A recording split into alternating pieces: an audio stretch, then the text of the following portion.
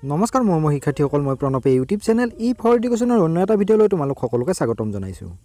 মৰমৰ শিক্ষাৰ্থীসকল, আজি মই তোমালোকৰ মাজলৈ লৈ আহিছোঁ হায়াৰ ছেকেণ্ডেৰী ফাৰ্ষ্ট ইয়েৰৰ পলিটিকেল ছায়েন্স নামৰ বিষয়টোৰ ৰাজনৈতিক তত্ত্ব নামৰ যিখন কিতাপ আছে সেইখনৰ অধ্যায় নম্বৰ 6 নাগৰিকত্ব বা চিটিজেনশ্বিপ। এই ইউনিটটোৰ পৰা তোমালোকৰ বছৰেকীয়া পৰীক্ষাত আহিব পৰা কেইটামান অতি চমু প্ৰশ্নৰ বা দৰকাৰী প্ৰশ্নৰ উত্তৰ। তেতিয়াহ'লে আচোন পলম নকৰি আজিৰ ভিডিঅ'টো আৰম্ভ কৰোঁ।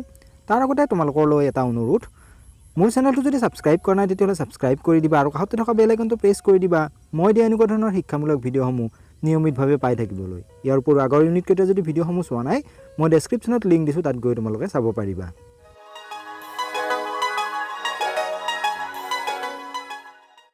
প্ৰশ্ন নম্বৰ 1, নাগৰিকত্বই কি বুজায়? নাগৰিকত্বই ৰাজনৈতিক সম্প্ৰদায় এটাৰ সম্পূৰ্ণ আৰু সমান সদস্যতাকে বুজায়। কুৱেশ্যন নম্বৰ 2, ফৰাচী বিপ্লৱ কেতিয়া আৰম্ভ হৈছিল? ফৰাচী বিপ্লৱ আৰম্ভ হৈছিল 1789 চনত। কুৱেশ্যন নম্বৰ 3, ফৰাচী বিপ্লৱৰ এটা অন্যতম অংশ উল্লেখ কৰা।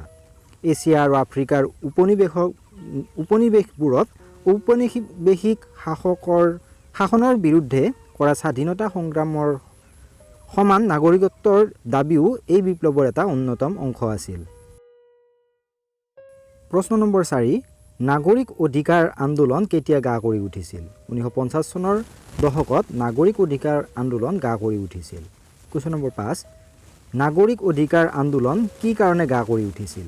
মাৰ্কিন যুক্তৰাষ্ট্ৰৰ দক্ষিণাঞ্চলৰ প্ৰায়বোৰ প্ৰদেশতে শ্বেতবৰ্ণ আৰু কৃষ্ণবৰ্ণৰ লোকসকলৰ মাজত থকা অসমতাৰ বাবে এই আন্দোলনে গা কৰি উঠিছিল।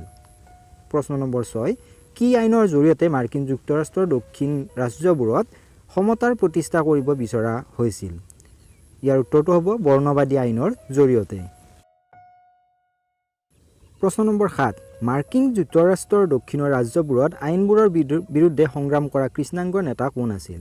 তেওঁ আছিল মাৰ্টিন লুথাৰ কিং কনিষ্ঠ। কুৱেশ্যন নম্বৰ 8, অধিকাৰ সম্পৰ্কে সৰ্বজন গৃহীত ব্যাখ্যা কোন ব্ৰিটিছ সমাজতত্ত্ববিদে আগবঢ়াইছিল? T.H. মাৰ্শ্বেলে আগবঢ়াইছিল। কুৱেশ্যন নম্বৰ 9, নাগৰিকত্ব আৰু শ্ৰেণী সমাজ গ্ৰন্থখনৰ ৰচক কোন? এই গ্ৰন্থখনৰ ৰচক হৈছে T.H. মাৰ্শ্বেল। প্ৰশ্ন নম্বৰ 10, নাগৰিকত্ব আৰু শ্ৰেণী সমাজ গ্ৰন্থখনত T.H. মাৰ্শ্বেলে নাগৰিকত্বক কি হিচাপে ব্যাখ্যা কৰিছে? তেওঁ নাগৰিকত্বক এটা সম্প্ৰদায়ৰ সম্পূৰ্ণ সদস্যসকলক প্ৰদান কৰা মৰ্যাদা হিচাপে ব্যাখ্যা কৰিছিল। Question number 11, T.H. মাৰ্শ্বেলৰ নাগৰিকত্বৰ মূল ধাৰণাটো কিহৰ ভিত্তিত প্ৰতিষ্ঠিত? T.H. মাৰ্শ্বেলৰ নাগৰিকত্বৰ মূল ধাৰণাটো সমতাৰ ভিত্তিত প্ৰতিষ্ঠিত। Question number 12, T.H. মাৰ্শ্বেলে নাগৰিকত্বক কেই ধৰণৰ অধিকাৰৰ লগত জড়িত কৰিছিল আৰু কি কি? T.H. মাৰ্শ্বেলে নাগৰিকত্বক 3 ধৰণৰ অধিকাৰৰ লগত জড়িত কৰিছিল: পৌৰ, ৰাজনৈতিক আৰু সামাজিক। প্ৰশ্ন নম্বৰ 13, মাৰ্শ্বেলে শ্ৰেণী সমাজক কি বুলি অভিহিত কৰিছিল? মাৰ্শ্বেলে শ্ৰেণী সমাজক এক অসমান ব্যৱস্থা বুলি অভিহিত কৰিছিল। প্ৰশ্ন নম্বৰ 14, জাতি ৰাষ্ট্ৰৰ ধাৰণাটো দেশৰ সৃষ্টি। জাতি ৰাষ্ট্ৰৰ ধাৰণাটো আধুনিক সৃষ্টি। কুৱেশ্যন নম্বৰ 15, জাতি ৰাষ্ট্ৰৰ সাৰ্বভৌমত্ব আৰু নাগৰিকৰ গণতান্ত্ৰিক অধিকাৰৰ সৰ্বপ্ৰথম ধাৰণাটো কেতিয়া উত্থাপিত হৈছিল? জাতীয় ৰাষ্ট্ৰৰ সাৰ্বভৌমত্ব আৰু নাগৰিকৰ গণতান্ত্ৰিক অধিকাৰৰ সৰ্বপ্ৰথম ধাৰণা 1789 চনত উত্থাপিত হৈছিল। প্ৰশ্ন নম্বৰ 16, জাতি ৰাষ্ট্ৰৰ সাৰ্বভৌমত্ব আৰু নাগৰিকত্বৰ গণতান্ত্ৰিক অধিকাৰ সৰ্বপ্ৰথম ধাৰণা কাৰ দ্বাৰা উত্থাপিত হৈছিল? এইটো ফৰাচী বিপ্লৱৰ দ্বাৰা উত্থাপিত হৈছিল।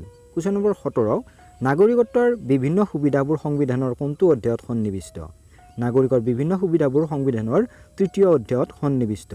কুৱেশ্যন নম্বৰ 18, বিশ্বৰ কোনখন বিপ্লৱে নাগৰিকত্বৰ ধাৰণাক বহুল ৰূপত প্ৰদান কৰিছিল? ফৰাচী বিপ্লৱে। প্ৰশ্ন নম্বৰ 19, কেনেকুৱা চৰকাৰ ব্যৱস্থাত দ্বি নাগৰিকত্বৰ ব্যৱস্থা আছে? উত্তৰটো হ'ব যুক্তৰাষ্ট্ৰীয় চৰকাৰ ব্যৱস্থাত।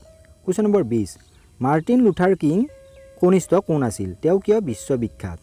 মাৰ্টিন লুথাৰ কিং আছিল 20শ শতাব্দীৰ মাৰ্কিন যুক্তৰাষ্ট্ৰৰ পৌৰ আন্দোলনৰ এক কৃষ্ণাংগ নেতা। তেওঁ সেই সময়লৈকে চলি থকা কৃষ্ণাংগ আৰু শ্বেতাংগসকলৰ মাজত বৰ্ণ বৈষম্যবাদৰ বিৰুদ্ধে আন্দোলন কৰি সফল হৈছিল। তেওঁৰ আন্দোলনৰ শান্তিপূৰ্ণ আৰু অহিংস আছিল। তেওঁ পৌৰ আন্দোলনৰ নেতা হিচাপে বিশ্ববিখ্যাত।